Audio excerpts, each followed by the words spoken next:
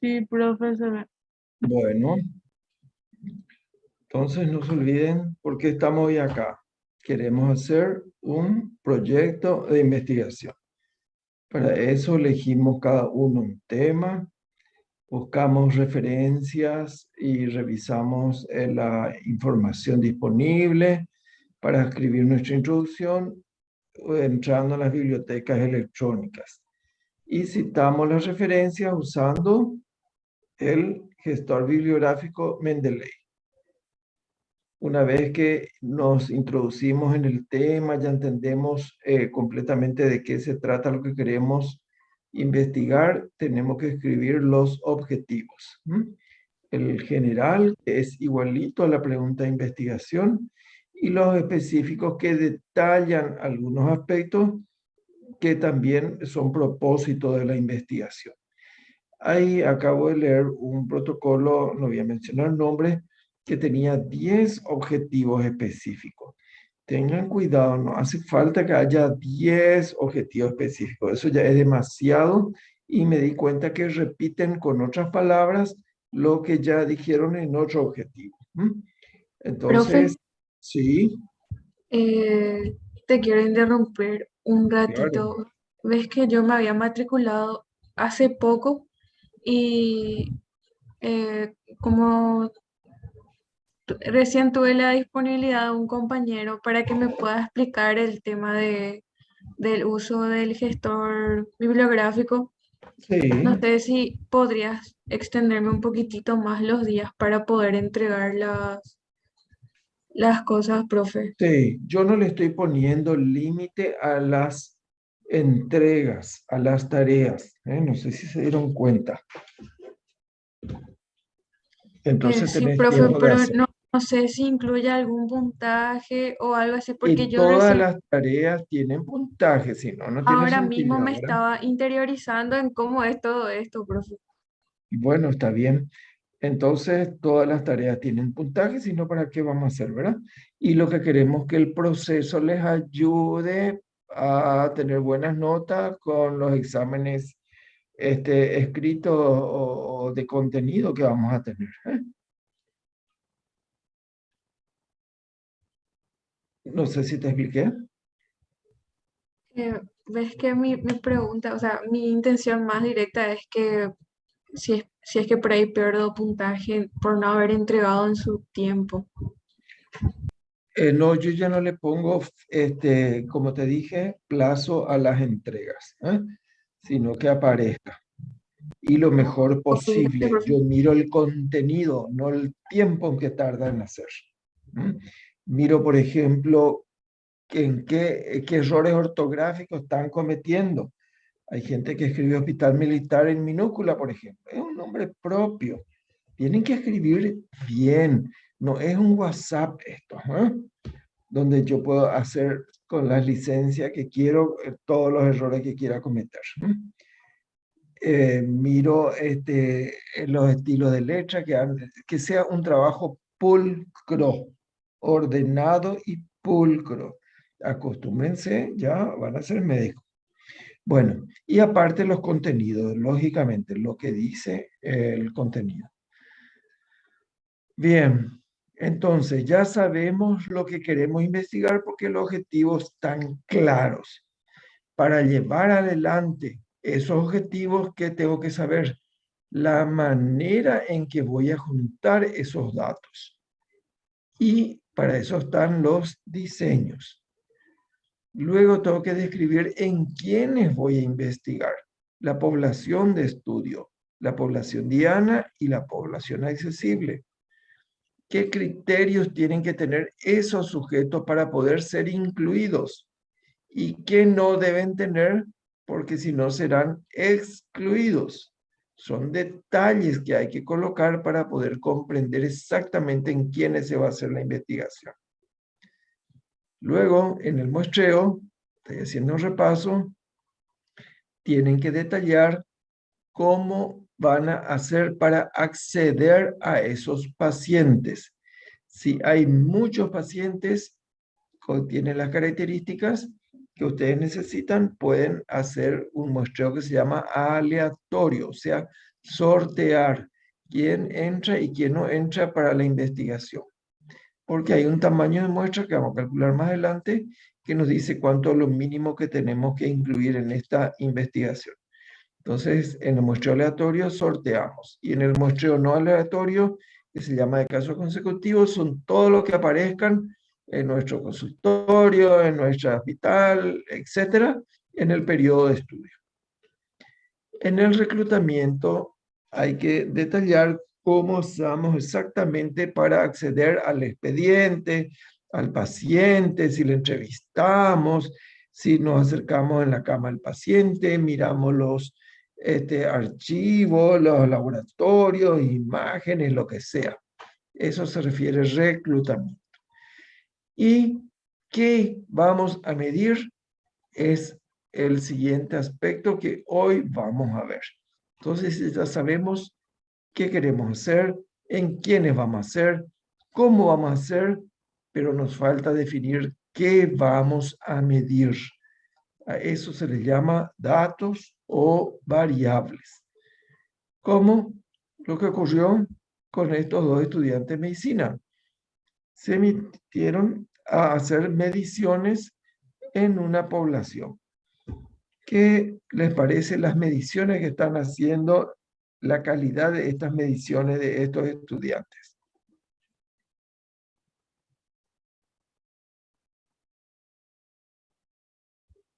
¿Pueden hablar? En la imagen se ve, profe, que en la medición de los pacientes hay dos personas que tienen zapatos altos. Dos y más. Acá hay una que tiene taco alto. Muy bien. Entonces, estas mediciones, cuando termine el trabajo, ¿qué valor van a tener? ¿Van a servir para algo o no? No, profe. No No, van a Falso, servir. profe. Totalmente falso, todo errado. Sus mediciones son falsas. Entonces, hay que saber cómo medir. A eso se refiere la clase de hoy. ¿Qué medir y cómo medir? Porque no es cuestión de ir a juntar un montón de datos, metémoslo en una computadora, en un software estadístico, y de ahí quitar información para publicar. Hay que juntar buenos datos precisos, exhaustivos, para que al procesar tengamos información certera. Entonces, hoy vamos a ver lo que son las variables o datos. Esta es una nueva palabra que ustedes tienen que incorporar en su léxico. Cuando yo digo variable, estoy refiriendo a los datos.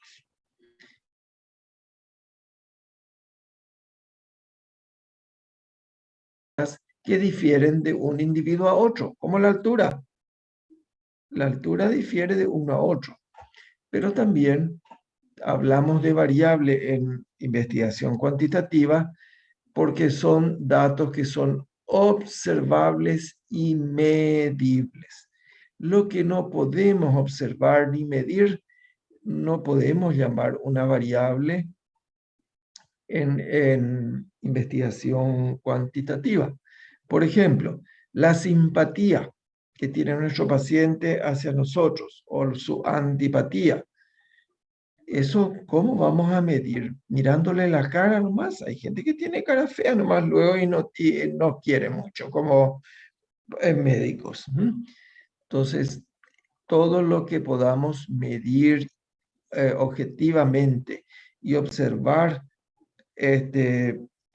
vamos a llamarle variables en este curso de metodología.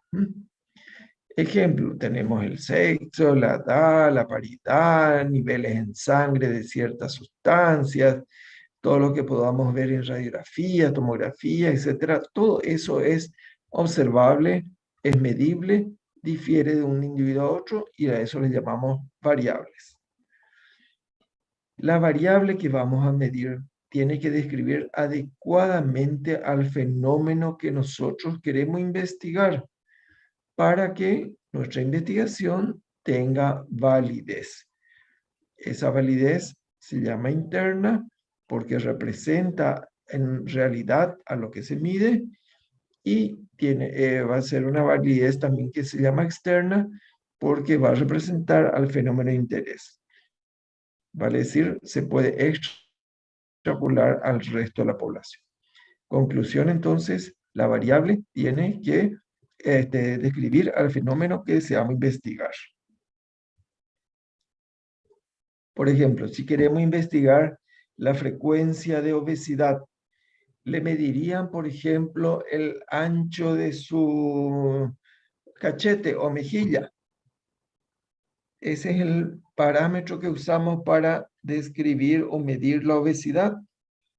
Es común que los pacientes obesos tengan un cachete gordito, ¿verdad? Pero esa no es la manera de medir el fenómeno obesidad.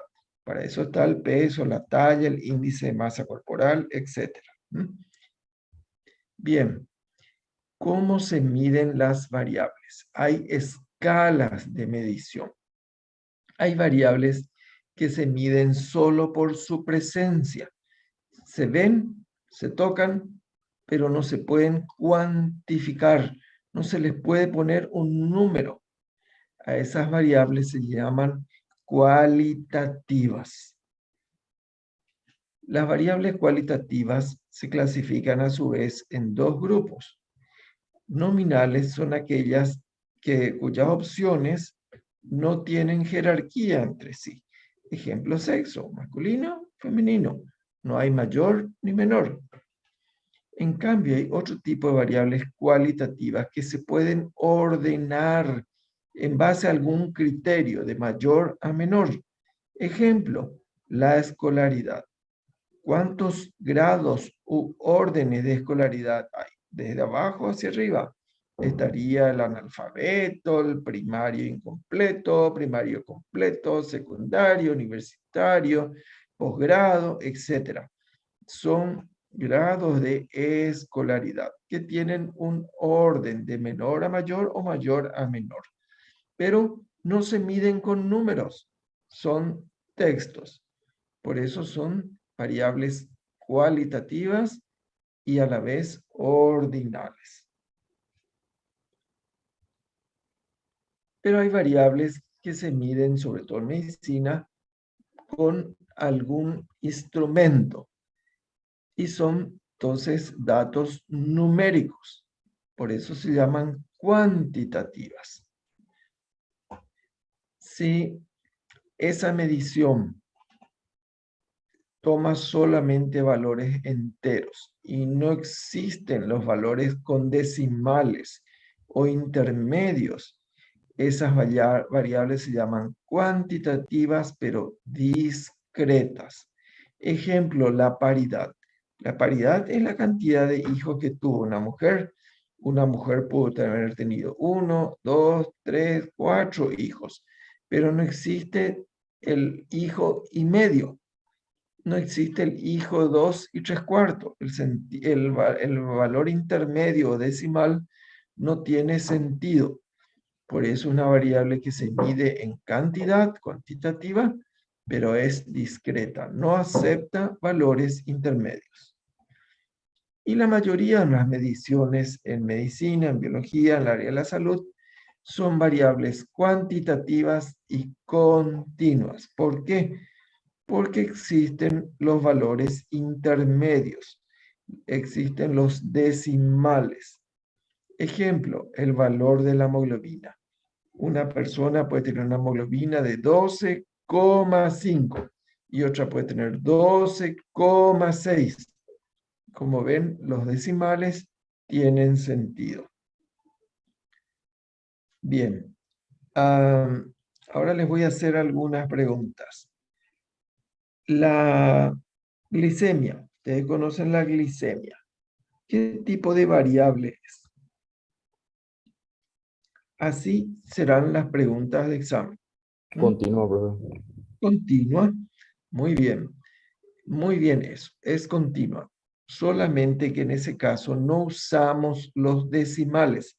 Una persona puede tener 140 0,5 de glicemia, pero el 0,5 no tiene un valor clínico, es demasiado insignificante ese decimal. Por eso ignoramos el decimal en algunos casos, como la glicemia. Muy bien, otra pregunta. El pH de la sangre. ¿Qué tipo de variable es? Discretas. Discreta, profe. Discreta. ¿Por qué? No acepta valores intermedios. Profe, puede ser continuas, porque Claro, discretas menciona valores enteros y el 7,4 es decimal. claro. El pH sí o sí es una variable continua, porque tenemos que informar los valores intermedios, o sea, los decimales. Es más, no es como la hemoglobina que usamos un decimal. En el pH usamos 2 decimales. Sí o sí, tenemos que informar porque tienen mucho valor clínico. El pH de la sangre, ¿saben cuánto es lo normal? 7,4. 7,35 a 7,45. ¿Mm? Son valores que siempre informamos los decimales, porque no podemos decir 7,30 nomás, o 7,3, porque puede ser 7,34 que ya es acidosis, o 7,35 que ya es normal. Por eso hay variables continuas en las cuales hay que mencionar a veces hasta 2 decimales, y no solo uno, como en el caso de la hemoglobina. Y hay otras variables continuas en donde los decimales directamente ignoramos porque no tienen significancia clínica. El colesterol. ¿Qué tipo de variables? Continuo también, profe. Es continua, solamente que el decimal no nos interesa. Alguien tiene 300 o 300,1, el 0,1 no cambia nada. Ya está alto su colesterol y listo. Muy bien. El número de consultas con el pediatra. ¿Qué tipo Discreta. de variables? Es discreta. Discreta. Exacto. Consultó una vez, 2 veces, 3 veces en su prenatal, pero no puede consultar 2 veces y medio. No existe media consulta, ¿verdad? Así tienen que plantearse para poder identificar si un número es discreto o continuo con respecto a las variables. Otro ejemplo. Las dosis de la vacuna para el COVID. ¿Qué tipo de variables? Continuo. ¿Existe una vacuna y media? ¿Vos te pusiste cuántas dosis, doctor? No, profe, discreta. Ah, es discreta. No existe con media dosis de vacuna, ¿verdad? Ni 3/4, ni 1/4. O recibió una, o 2, o 3, o ahora estamos con la 4ª dosis de la vacuna para COVID. Ok. Y vamos a repasar un poco ya estas cualitativas. La procedencia de un paciente, Capiatá, San Lorenzo, Luque, lo que sea. No es una variable cuantitativa porque no hay número para Luque, no hay un número ni para Asunción otro número. ¿Qué tipo de variable es? Nominal. Nominal, así mismo, no tiene un orden. Pero si yo les dijera los estados nutricionales, ¿cuáles son los estados nutricionales?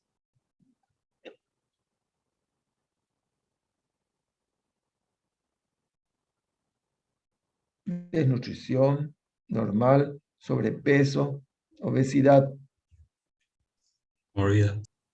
Ordinal sería eso, profe. Exacto, esa es una variable cualitativa ordinal.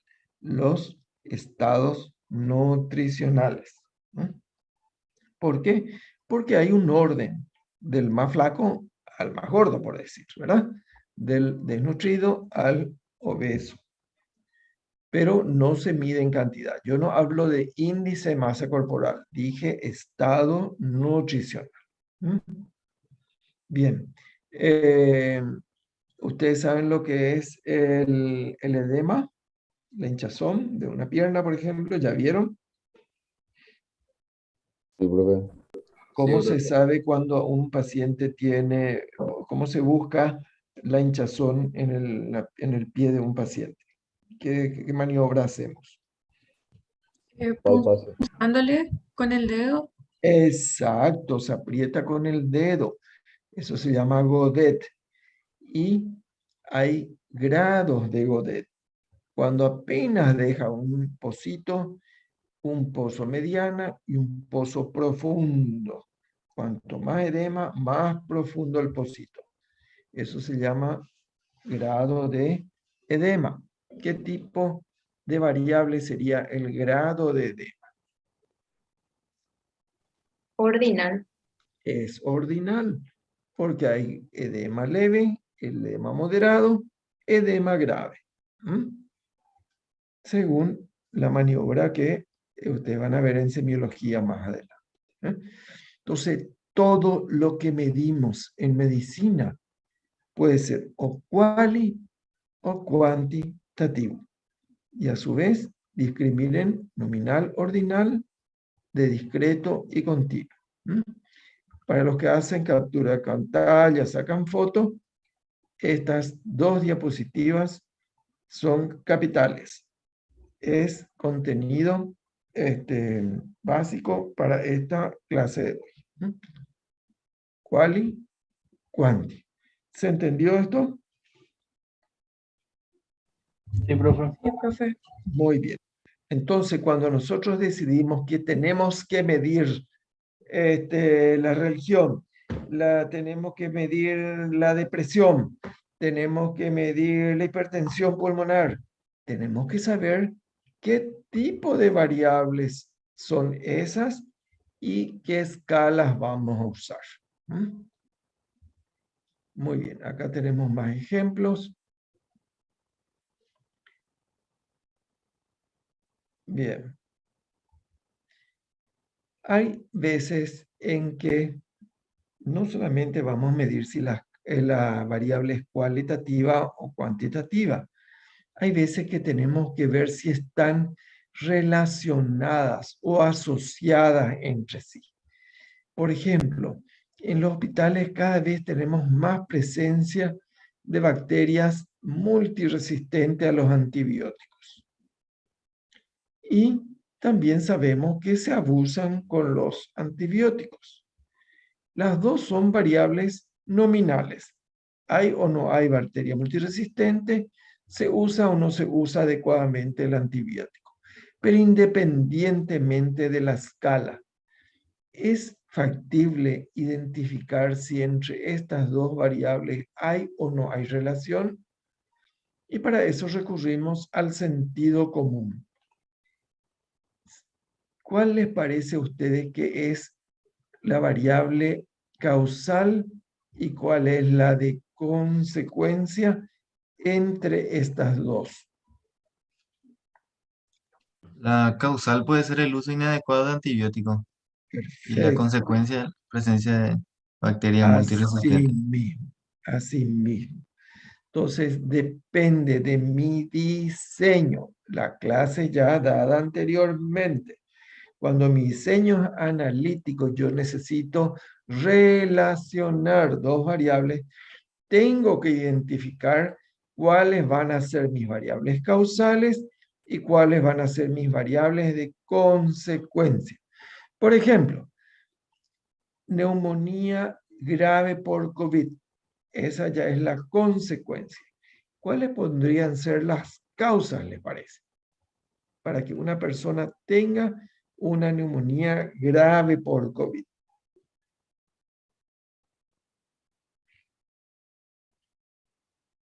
No haber usado mascarillas, profe. Perfecto. ¿Qué más? O ser paciente con patología de base. Exacto. Ser, por ejemplo, portador de una comorbilidad. es mejor que decir de base. Por ejemplo, ser obeso, el Paciente con tabaquismo, VIH. ¿les parece? VIH, Paciente, sí. exacto, también es una variable causal que lleva a la consecuencia neumonía grave. Y la edad Entonces, también puede ser, profe. la edad, claro que sí, los sujetos añosos, los sujetos obesos, y la vacuna, Y también pacientes que no estén vacunados. exacto. Entonces, cuando yo quiero investigar las causas de una consecuencia que está identificada, por ejemplo, neumonía grave, tengo que buscar o medir todas esas variables causales para poder saber en qué medida se relacionan con esa consecuencia, que en este caso sería la neumonía. Les pongo otro ejemplo. La consecuencia que quiero medir es la obesidad. Hoy está de moda obesidad. ¿Cuáles podrían ser las variables causales que llevan a esa consecuencia? La mala alimentación. Sí, ¿qué sería mala alimentación? Comer todo el día lechuga, por ejemplo. Y comer muchos alimentos ricos en grasa, por ejemplo. Ah, bueno, vamos a ser más claro. Dieta rica en grasas. Perfecto, es una opción, una causa. ¿Otra? El sedentarismo. Perfecto, sedentarismo. ¿Otra?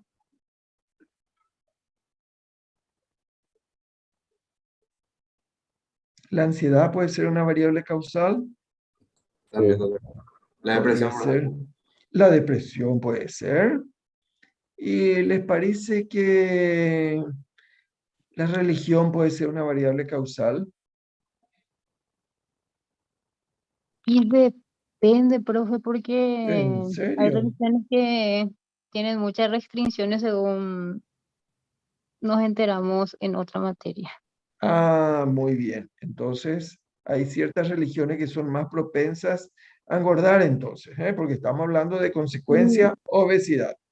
no, profe, yo digo a lo de la vacuna, transfusión, esas cosas, a lo del Ah, ah, tratamiento ah, médico, que o sea ah, que ya, ya, podría mejorar su calidad de vida, pero ya. tiene lo de Bueno, la religión encima. ya. Hay que ver si la religión tiene que ver. ¿Y el estado civil? ¿Qué les parece? Si la consecuencia de la obesidad, yo investigaría también como causa el estado civil. No, profe. No, profe, No. no. Hipertiroidismo podría ser, profe. ¿Y qué ustedes observan después de casarse? ¿Qué suele ocurrir con el varón sobre todo? No hay El más permiso para el sedentarismo. fútbol. Se deja estar. Ahí está, y come todo lo que le cocina su señora, etcétera. Puede ser entonces que el estado civil casado sea una variable causal de la consecuencia obesidad. Entonces, si ustedes quieren buscar las causas de obesidad, hay muchas variables que deberían medir según lo que les parezca. Y tener pie plano es una variable causal de la obesidad. Puede ser, Voy a profe, hacer un- porque no puede realizar actividad física. Puede ser, muy bien. Es muy difícil decir cuáles tienen más peso o menos peso en esa consecuencia que es obesidad. Muy bien. Entonces, hay veces cuando nuestro diseño es analítico que tenemos que identificar a la variable que se llama predictora causal o independiente, que es la que estábamos midiendo acá. Esa también se llama variable predictora o independiente. ¿Por qué? Se cree que es biológicamente el antecedente del fenómeno estudiado y que es la variable resultante o dependiente. Es la consecuencia o el efecto o desenlace de la variable predictora o independiente. Entonces va a depender mucho de mi pregunta, investigación, de mi objetivo para tener ciertas variables predictoras y ciertas variables dependientes según el tema que voy a investigar, pero tengo que identificar en mi proyecto, en mi protocolo, tengo que dejar claro cuáles son las que voy a medir para poder identificar tal o cual fenómeno. Estos dos términos vamos a volver a usar más adelante cuando demos los diseños analíticos, cohortes y casos y controles.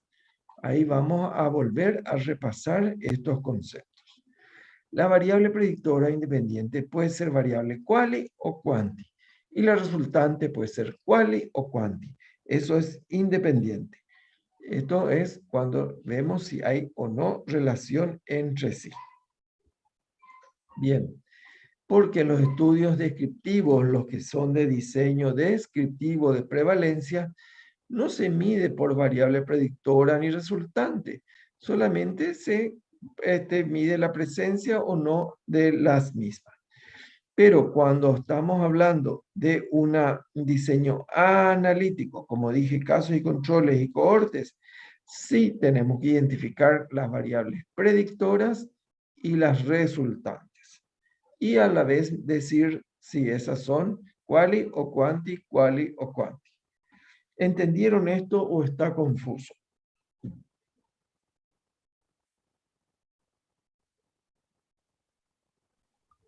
Profe, no sé si podrías repetir el por qué se tiene que hacer una relación entre variables por los estudios analíticos. Sí, porque los estudios analíticos, como vimos en la clase de diseños, hay que relacionar, buscar cómo una variable incide en la otra.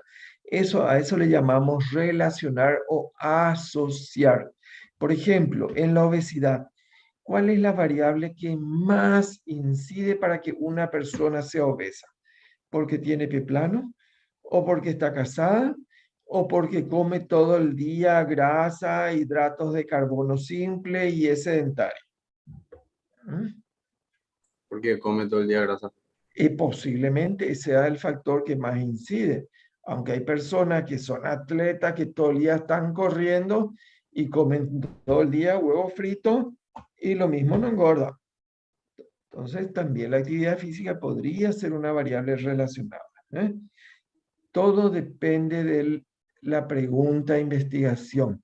Se dan cuenta como el primer ítem ya en un protocolo ya me está diciendo qué objetivo, qué diseño y hasta qué variables tengo que medir. Por eso la pregunta y el tema están ya al comienzo de cualquier protocolo o proyecto. A partir de ahí yo ya puedo intuir todo lo que va a ocurrir, incluso qué variables va a tener que medir ese investigador.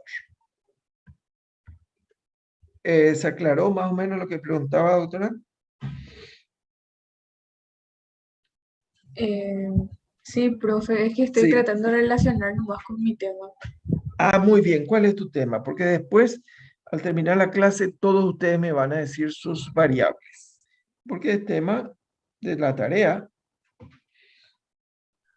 Profe, ves que me habías... ese primer día que tuve clases contigo, intenté hacer rápido mi pregunta Sí. ¿Cuál era tu pregunta? ¿En qué quedó al final? y había cosas que me hiciste cambiar y no sé si está bien. Mi pregunta es, ¿cuál es el riesgo del túnel carpiano en personas trabajadoras? Muy bien. Y ¿Cuáles me son los habías factores de dicho, riesgo? Ahí vos querés hacer relación sí, entre tu resultado, que es tener túnel carpiano. ¿Mm? sí. Y tenés que buscar las variables predictoras o independientes o los factores de riesgo que llevan al túnel carpiano. ¿Mm? ¿Cuáles pueden ser tus variables predictoras responsables del túnel carpiano?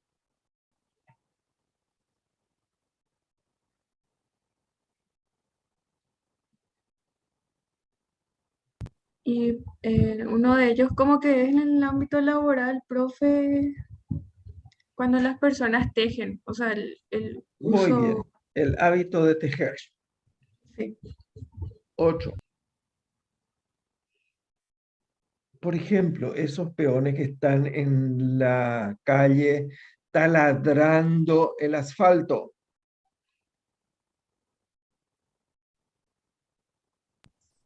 Ya que hablas de lo laboral, Sí, sí, por el peso que hacen, ¿verdad? claro, el esfuerzo, el martillo neumático se llama eso, Sí, ¿eh? ¿Eso daña o no al carpo? sí, Claro, puede contribuir. también. También, Esa, profe, yo tuve una sí, experiencia en que lavé las ventanas de mi casa y tanto, de estrujar tanto la esponja, me sí. dolió esa parte de la muñeca. También Bueno, con los quehaceres de la casa también se tal vez puede padecer quehaceres de algo la similar. casa, ¿verdad?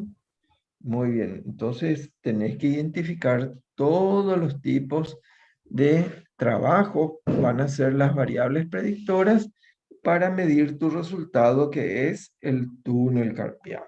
¿Mm? ¿Ves cómo ahí se relacionan